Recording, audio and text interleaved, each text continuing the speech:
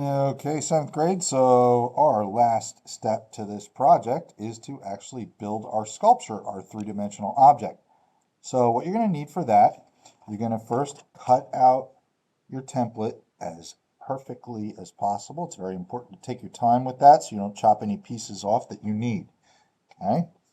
You're also going to need a bottle of glue or share with a neighbor, a Q-tip, pencil, a couple pieces of this special tape, and a piece of white paper.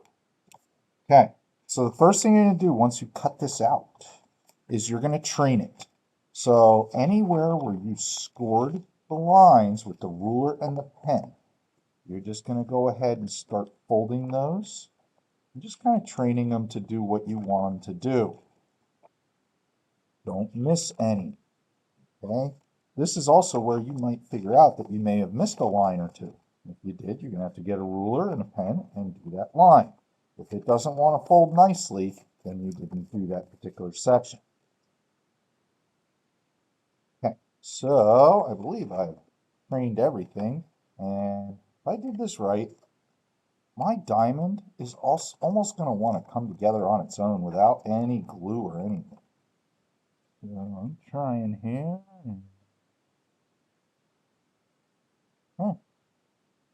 See that I was able to pretty much get my diamond do what I wanted it to. All right, so now comes the hardest part of the project, is putting it together. Now you can do this your way, but I want you to see how to use my materials properly. All right, so with the glues, they are pretty much brand new. All right, so what I like to do is get a little glue on a Q-tip like that.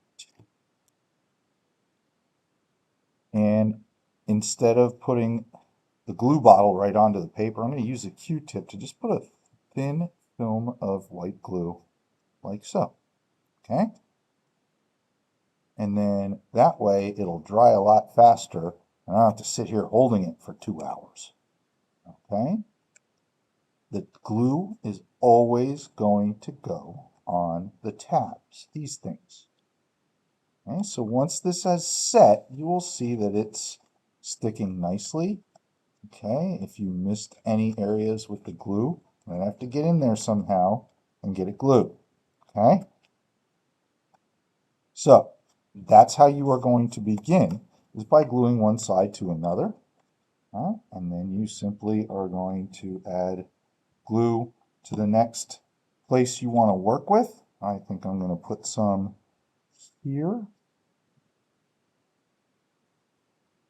And we'll see if this works out for me. Okay. So I can see that the part that's going to stick to that is right there. Okay. So it's almost built already just by doing those two spots, but you don't have to do it that way. So I've got my fingers inside of this thing, just holding it steady and getting that glue to set. The more glue you use, the longer it will take to dry. Now, I somehow have managed to skip a spot. It's probably not a good idea. So, but I'm going to try and get in there, get a little glue up in there without wrecking it. Just like that. Then I'm just going to kind of push that together. And this is where this special tape comes in handy. Okay, this is artist's tape, so it's not as sticky as usual, so it won't tear up your work. You can actually just use it to hold those pieces together for the time being. Okay. Whichever way it'll work for you. Okay.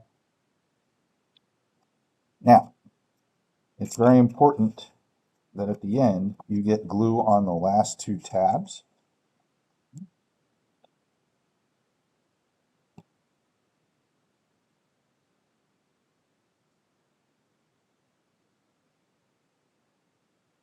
Nice film of glue on there. And then I'm going to get some glue on the other side, because I have two tabs that need to be put together this time.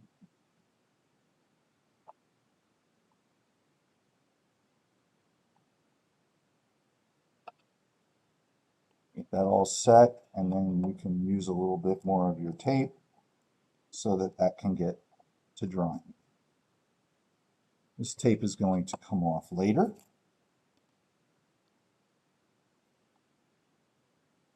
Okay. So don't overdo it with how much tape you use. Okay. So if you put enough glue on there, this should be held together, all right, when it dries. So once you get it to this position where it needs to sit and dry for a while, put it on your white piece of paper, get your name on it, and take this whole thing and put it on the windowsill.